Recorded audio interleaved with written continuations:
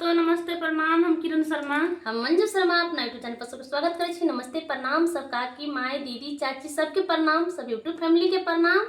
और हम दोनों देवरानी जेठानी जा रहे छी बहुत प्यारा सा कजरी गीत अहाँ सब जरूर सुनब और प्यार आशीर्वाद खूब बहुत कजरी सुंदर गीत छै। देखो सावन के महीना में मौसम कते प्यारा रहे छै। नैहर जाए के तो मन बहुते करते है मौसम में। नीको लगत रहे छै घूमे में। वर्षा भेला तो कनी कनी तक घूमे के जाए में बड़ नीक लगत रहे छै, लेकिन जाए तो जरूर चाहिए महीना में। अहाँ सब जरूर गीत सुनब और कमेंट करके जरूर बताब किनका सबके नैहरा जाए के मन है से हो कहब। कमेंट करके सबके सब बता अपना देब। अपना दूल्हा के मनाओ कि नैहरा जाए के छै। यहाँ नहीं जेबी से हम तो जेबे। हाँ जरूर जाओ पहले। राजा सावन महीना लगई बड़ा सुहाना, हम जइबै नैहर बना। राजा अइलै सावन महीना लगई बड़ा सुहाना, हम जइबै नैहर बना। हम जइबै नैहर बना, हम